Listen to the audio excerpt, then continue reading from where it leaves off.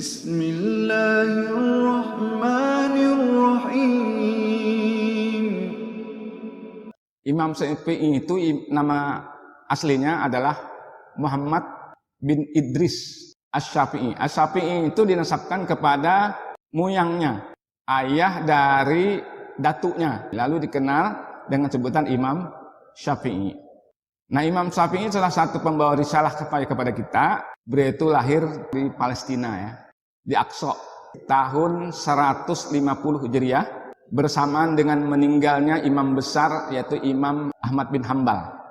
Kita mengenal Imam Syafi'i aja ya. Imam Syafi'i itu lahir dalam keadaan yatim. Tapi dalam hal ini ada dua versi. Seperti pertama ada yang mengatakan bahwa Imam Syafi'i itu ayahnya sudah meninggal sebelum beliau lahir gitu. Versi yang kedua, Imam Syafi'i itu umur 2 tahun bapaknya meninggal. Kita tidak perlu mempermasalahkan ini sejarah, dua-duanya kita ambil, kita sampaikan karena dua-duanya punya dalil yang juga akurat gitu ya. Jadi kita ambil garis tengah, pokoknya Imam Syafi'i itu jadi anak ya yatim, diasuh oleh ibunya sendirian yang mengasuh Imam Syafi'i itu. Jadi Imam Syafi'i kecil, baru umur 3 tahun, tentu mau disekolahkan sama orang tuanya kan, sama emaknya itu. Umur 3 tahun, Imam Syafi'i dibawa oleh ibunya ke Makkah. Perjalanan pada zaman itu kurang lebih 3 bulan. Sampai di Mekah, emaknya kan nyari-nyari sekolahan tuh. Sekolah kemana gitu ya. Karena nggak punya duit, si Imam Syafi'i kecil itu diikutkan kepada para ustadz, ditempel di dekatnya itu, yang ikut dengerin aja gitu, duduk sampingnya gitu. Ternyata Allah memberikan sesuatu keistimewaan kepada beliau.